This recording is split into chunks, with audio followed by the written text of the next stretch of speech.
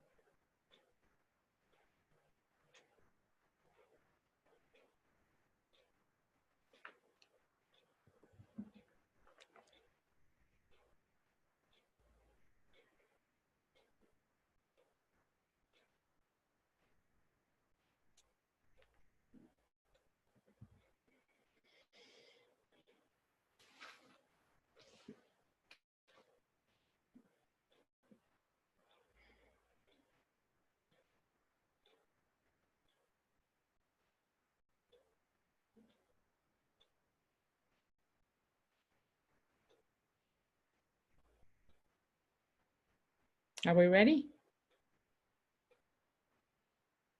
Okay, then we'll call this meeting to order.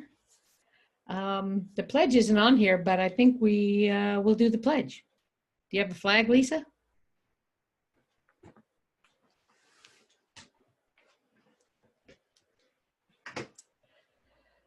There we go. Ready, begin.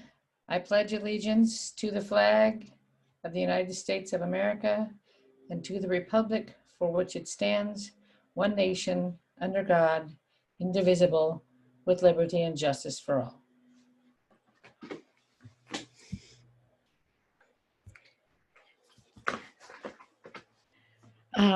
Now we have an opportunity for members of the public to address the board. Lisa, do we have any speakers? No, we don't. Okay, then we will move right into the public hearing. I'd like to open a public hearing pursuant to Government Code 3547A regarding a COVID-19 MOU reopener bargaining proposal from the Lakeside Teachers Association. This is just for information only, and since you say we have no speakers, we will just move on down to the presentation by Erin Garcia about a budget overview and the first interim. All right. I have a presentation here, so I'll share my screen.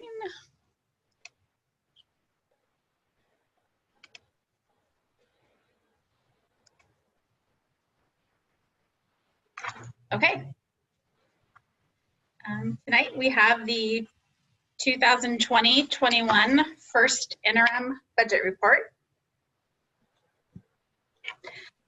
The reason we're doing this at a special board meeting here is because by education code, the first interim budget report must be approved no later than December 15th and submitted to the County Office of Education. So we had to have this special meeting because our regularly scheduled board meeting would be after the official deadline of this report. The first interim report is the third time we're looking at the current year budget. We adopted it back in June. We did a 45-day budget update in August, and now here we are in December. The law requires us to update our budget multiple times throughout the year because the budget is very fluid. It's constantly changing, and we need to see snapshots of how things are going on a regular basis throughout the school year. The first interim report is meant to be based on actuals through October 31st with projections for November through June of the school year. Along with this first interim budget report tonight, we are also presenting and approving the LCFF, which stands for Local Control Funding Formula, Budget Overview for Parents. Normally this report's due in June along with the LCAP, but this year, since the LCAP was canceled, this budget overview for parents is being presented along with the first interim budget report.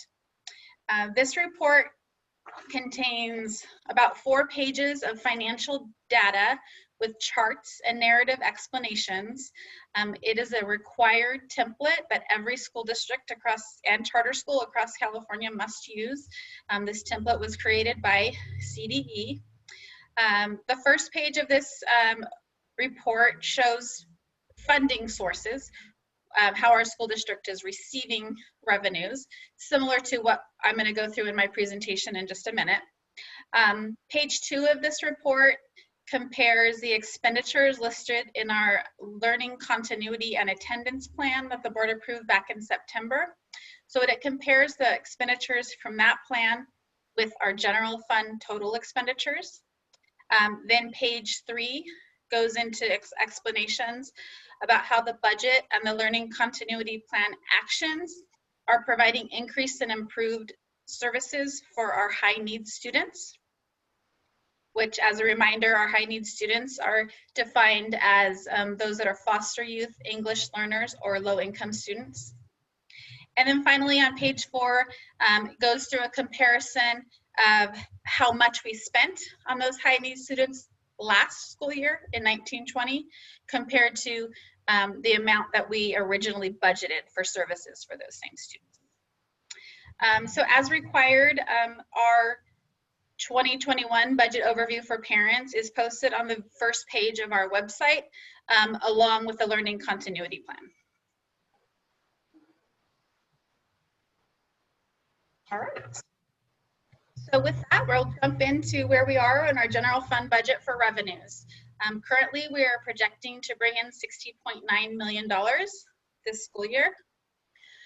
Of that amount, the overwhelming majority of those funds come from our local control funding formula, a little over 72%. And the local control funding formula first comes from our local property taxes, and then the state fills in the rest with their own funds called state aid. So normally we get about 77% of our revenues from the local control funding formula, but it's showing up as a little bit less this year because of significant amounts of COVID-19 related funding that we've received. We've received both federal and state COVID funds. So in our federal funds, we're expecting to get about $6.5 million. Of that amount, $3.6 million is coming from the Federal CARES Act. And then we get local funds in, which account for a little over 8% of our funds, and then state also about 8%. And in the state pot of funds, we're getting about $500,000 also in funds to address the COVID-19 pandemic. So just want to keep in mind as we go through this tonight that we have received in total about $4 million of one-time funds to address COVID-19 impacts to our school district. So that is showing the numbers are going to be different this year than any other year, and we have one-time funds that will go away after this year. Okay, so like digging in a little bit deeper to the exact changes in our revenues since the last time we looked at this in a 45-day budget update in August. No changes in LCFF funds. Why? Because we're using all of last year's numbers. All school districts are held harmless. We're using last year's ADA amounts for LCFF, so that's number's not going to change. Federal funds have increased just a little bit. When we close the books, we've added in some carryover in some of our restricted grant programs. Our state revenues have decreased since August. Primary reason is because when we closed the books, we were told that a program that we thought was going to be attributable to this school year, we actually had to accrue it and attribute it to last school year. So we moved when we closed the books, those revenues moved to the 1920 year, and we had to remove them from this budget. And then also in state funds, projected lottery revenues are less than expected, and some special ed mental health funds are coming in lower than originally projected as well. In local funds, we have an increase there of a little over 118,000, primarily due to increased allocations from our local special ed SELPA. And then we're also projecting to earn a little bit more interest on our funds in the bank. And a couple small local grants also have come in. So overall, just a little bit less revenues, but not a lot of huge changes in revenues since August. Okay, and this is what our expenditures look like. We're planning to spend $60.8 million in the general fund this year. Almost 84% of that is going to salaries and benefits for our employees. Just want to point out here that what's different this year is normally we have about 86 to 87% of our revenues going to salaries and benefits. So we're seeing a shift here from salaries and benefits over to books and supplies. That's normally lower. It's normally about 3%.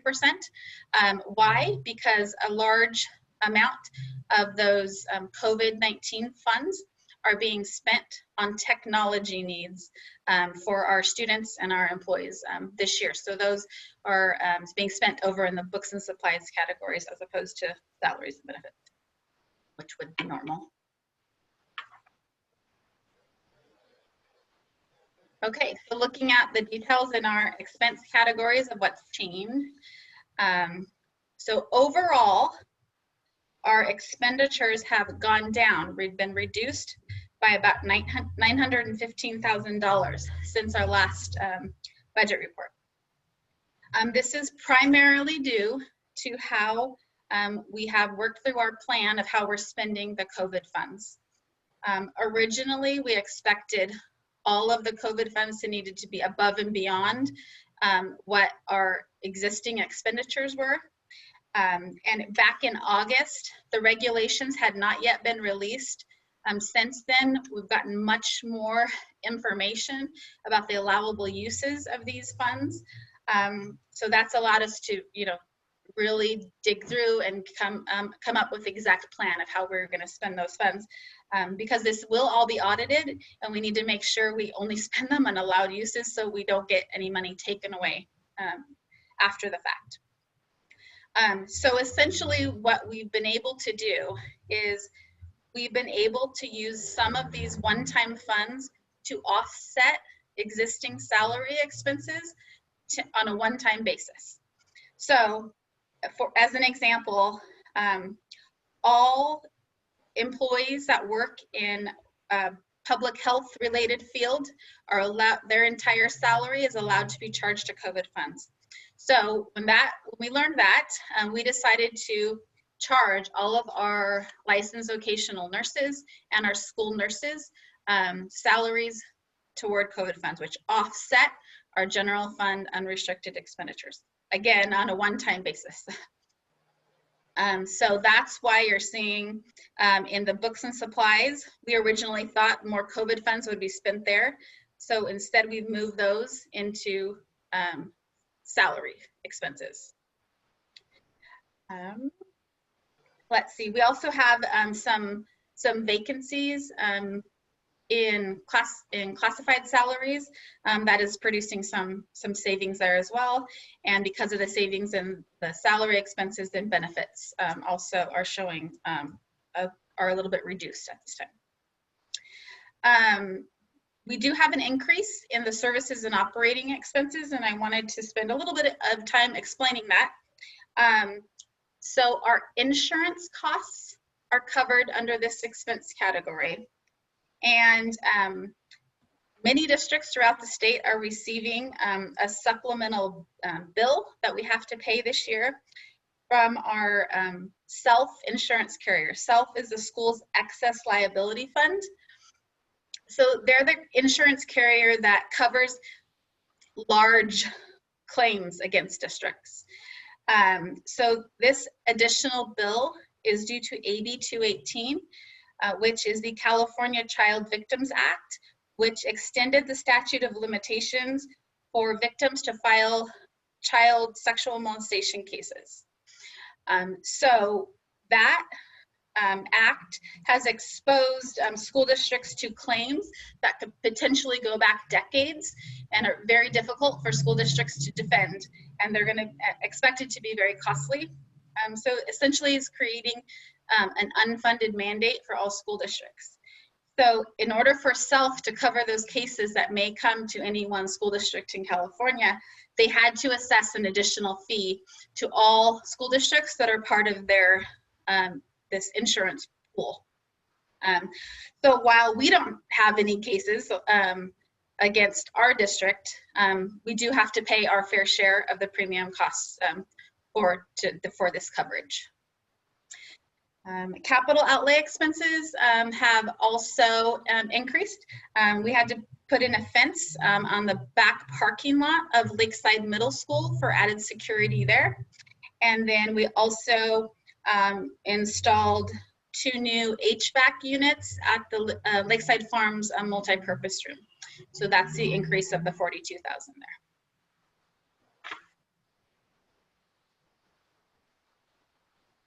So when we put all of those revenues and expenditures together, this is what our general fund ending balance and reserves look like for the end of the year. When we look at this, we always separate. There's always 2 parts of the general fund budget, the unrestricted and the restricted portion. The unrestricted portion is the one that we have the most discretion on how to spend, and that's the one that counts towards our reserves. You can see that we now have a surplus of about $200,000 in our unrestricted general fund, which is a good thing. But please keep in mind that we are using one-time funds to pay for ongoing salary costs here, one time, because we can. So we're taking a little bit of advantage of these one-time funds to temporarily offset our general fund expenditures. So what this does, because previously in August, we were projecting deficit spending in this unrestricted part of the budget. So what this does is it gives us a little bit of a cushion in case any additional COVID-related expenses come up between now and the end of the school year. We have a little bit of wiggle room to pay for those kinds of things that may occur. But again, just want to caution everyone that these one-time funds are masking a deficit. There really would be a deficit if we didn't have that there. So the final result is that our reserve percentage is expected to be 16.7%, but at the end of June.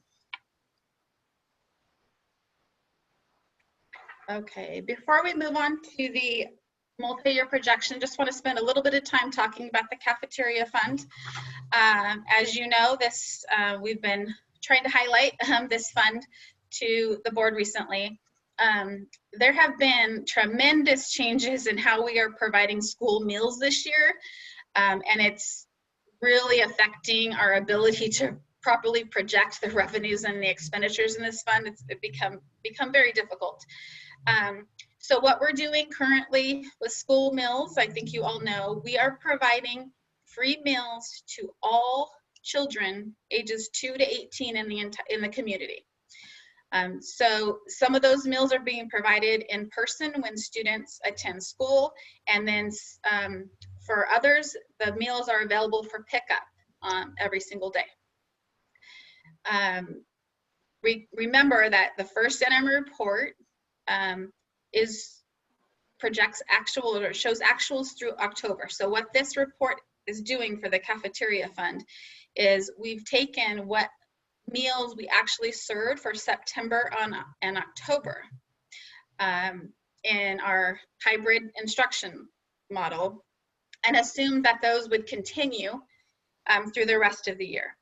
So if that's the case, if we serve about those same level of meals that we did in September, October, these are the revenues and expenditures it would take to operate in that capacity. So this means we're deficit spending, but we do have a balance at the end of the year. So that's a good thing. So we had been talking about that we might have to contribute, the general fund may have to make a contribution to this fund. So because they have a balance, we don't think that's going to happen this year anyway. And then I just want to throw out there that depending on what happens for the rest of the year, these projections could be better or they could be worse. For example, in November, it was an absolutely phenomenal month for our operations in child nutrition. They started serving more supper meals. They served those amazing Thanksgiving meal packets. And so their numbers skyrocketed in November. If we're able to keep it up that higher level, these numbers will absolutely improve. So we'll see. I will give you another update at the second interim report in March, and we'll see how we're doing at that time.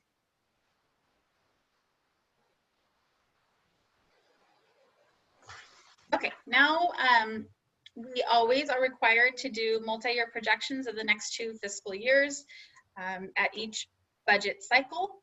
And so what's most important that we take note of is the assumptions that we're using right now based on the best information we know today. And so I'm going to kind of walk you through some of these. So because LCFF is our largest funding source, that's the most important one to talk about. Please remember that no attendance is being reported for this school year, for the 2021 school year. We're being held harmless on ADA. We're being paid on what our ADA was last year. Because we're anticipating being in declining enrollment for next year as well, we assume that we're going to have that same ADA for this year and next year. Then what happens in the third year out in 22-23, that's where we're going to feel the hit of our decline in enrollment. So this projection assumes that our ADA declines by 282 students in that third year. LCFF at this point in time is also expected to receive no increase for cost of living adjustments. So this projection assumes 0% COLAs in the next 2 years. We are projecting fewer teachers in the next 2 years by 3 in 21-22 and 5 in 22-23 because we'll have less students. We have several grants that will expire at the end of this year, so remove those.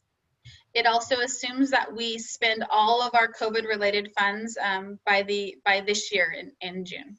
So we've removed all of those. This assumes that we're contributing $100,000 each year to our deferred maintenance fund. And then we do have an assumption that we need to begin contributing to the cafeteria fund next year by $50,000 and by $200,000 the second year. As always, this assumes no salary increases, and health benefits are assumed to be increased by 3% each year. And then we have the chart of the PERS and STRS contribution rate increases. What's very important to note is the STRS rate. So the STRS rate is actually going to drop next year because if you remember, the state put a one-time contribution into the pension plans to provide some relief to the rates for school districts. But look what happens in 22-23. It jumps up by 2.1%. So that causes a significant increase in our expenses in that third year. So with that, I'll show you what the numbers look like. Okay, so the first column in green is the current year with our 200. I'm gonna focus on the where the arrow is on the unrestricted deficit, because remember that's what we track, what's happening in our unrestricted portion of the budget and what that looks like in terms of surplus or deficit spending. So you can see right now our $200,000 surplus quickly flip-flops, and we very quickly get into some significant deficit spending. 2.4 million in 21-22, and then it jumps drastically to a little over 6 million by the 22-23 school year. If you look up at the revenue line, you can see why this is happening. So next year, we drop out all of those one-time COVID funds and revenues. Those won't recur, so we drop. Even though LCFF funds are staying stable across those 2 years. And then in 22-23, that's where we feel what I'll call the cliff of enrollment loss. Our LCFF funds will drop significantly because of the loss of about 300 students. But then our expenses across the same period of time are pretty steady, pretty stable. Remember that schools need about 4% each year just to keep in pace with our expenses that increase. So our revenues are dropping and our expenses are staying stable in this case and increasing a little bit. So that's where we're feeling this tension, and that's what's creating the deficit spending. However, what's good at this point in time is that we still are able to maintain just right above that 3% reserve level. So we can still certify as a positive school district. So that's a good thing. And then we have time to work on the deficit spending as we get closer to when we start these next 2 years.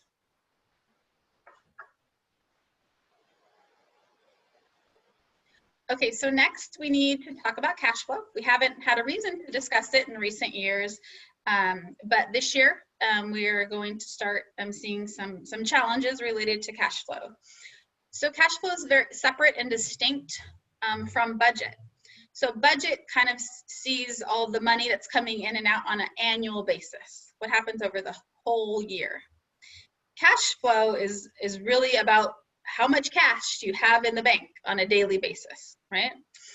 How much is coming in and how much is going out, and what are you left with at the end? And unfortunately, school districts don't have the ability to have overdraft protection like individuals do. We don't have this credit card on the side we can charge to in case we run out of money. So why are we running out of money this year? Because the state has instituted in the Budget Act deferrals of their cash payments to school districts for 5 months. We will not receive any money from the state from February through June, and those cash payments will not be repaid until July through November of 2021. So how that is affecting us is we are currently showing that we're going to have negative cash of 1.5 million in June of this year. We get really, really low in May, but then in June is where it turns negative. So what are we doing about that? We are constantly monitoring this. We're redoing our cash flow projections on a monthly basis, and we're assessing our need to borrow cash. We do think that we need to apply for and get a tax and revenue anticipation note, or TRAN. And at next week's board meeting, there will be a resolution to put that in place should we need it in next spring.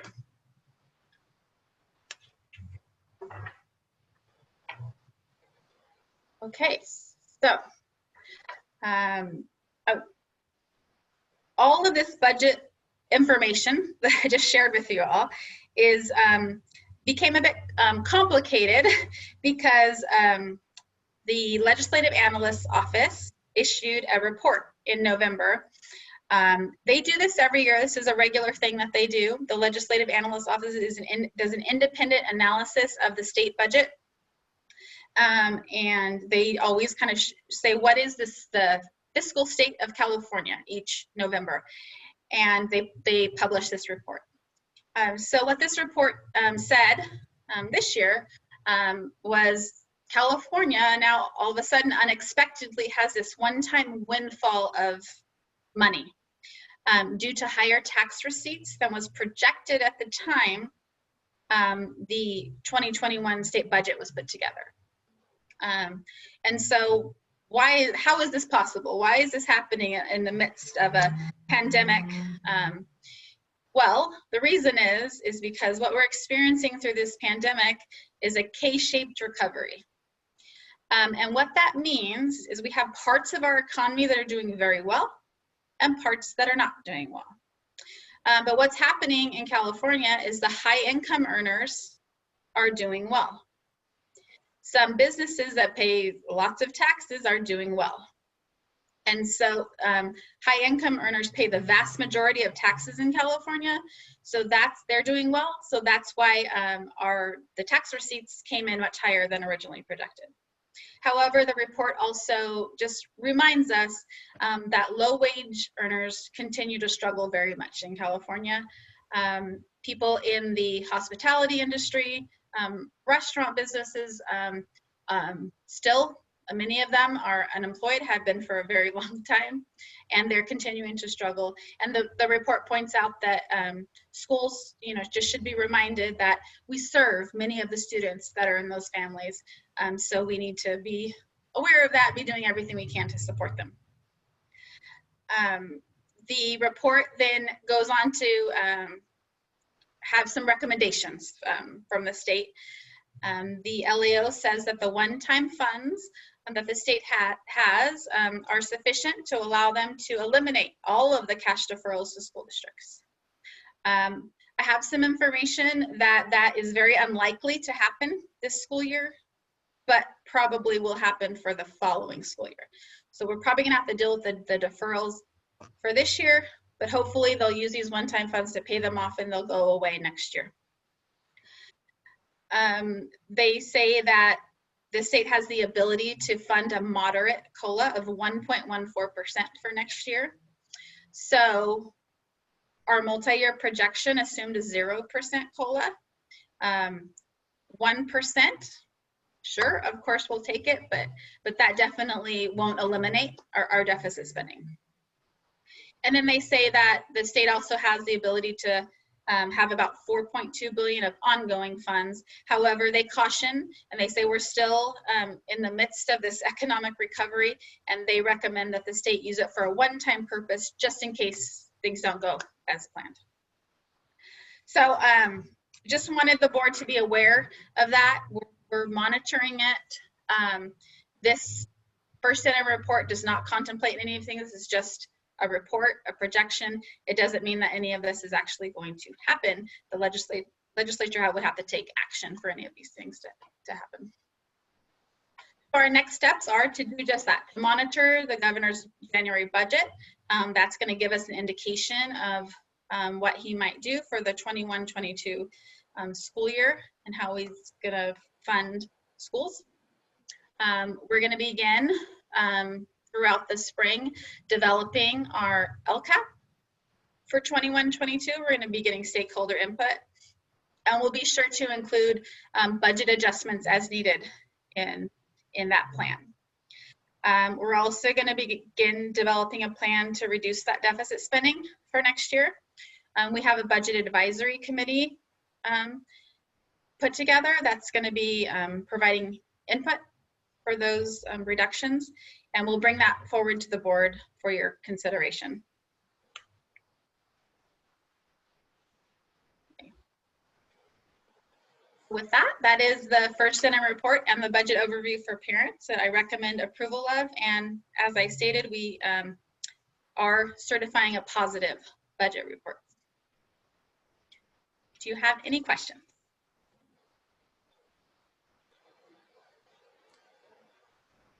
Thank you, Erin, for the report. Does anybody have any questions? Yes, I do. Hold on one second. Okay. So, sorry, this mask is messing up my earphone. Okay. So I do have a question, Erin. So, is there any clarity yet on what the cost for the borrowing cash is yet with that anticipation note? Yes. So it's not exact, and the reason it's not exact, we're estimating with our financial advisor that it's going to probably be about $20,000 for us. The reason we can't have an exact number is because first, they don't know how many school districts will participate. We are doing the San Diego County pooled TRAN.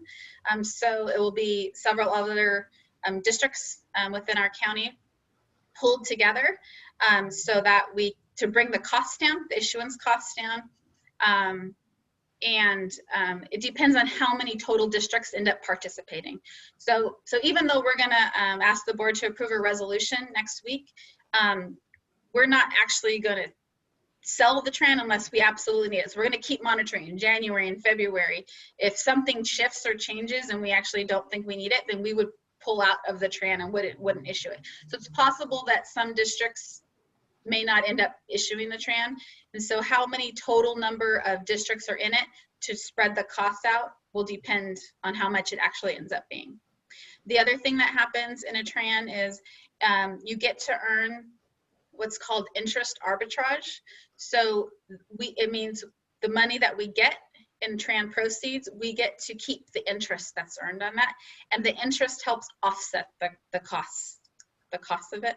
So it depends on the day, how much interest we're earning on funds and things like that. But so that's a lot of information. No, that's helpful. Generally about 20,000 is what we expect it to be. No, that's really helpful. And then for the 1920 year to this year, was there an increase in pension contributions from the district? From last year to this year, Yeah. yes. Yeah. Yes, What, there do you was, remember? and I'm not going to remember what they. That's okay. That's okay. I just wanted to make sure that because I thought there was.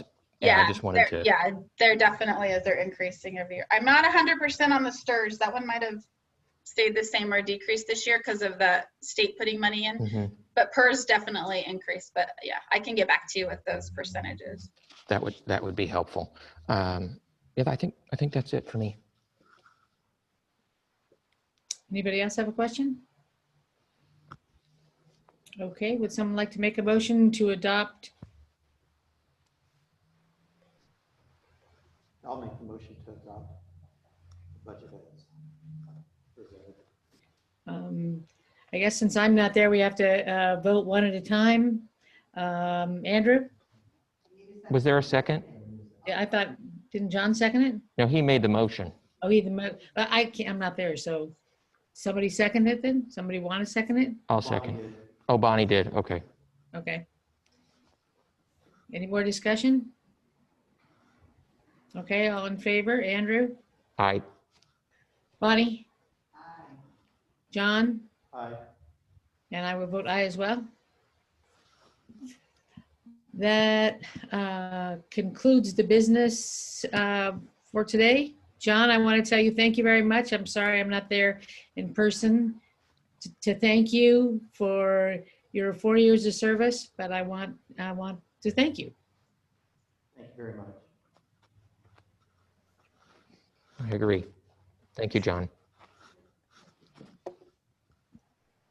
Okay, well then this meeting is adjourned.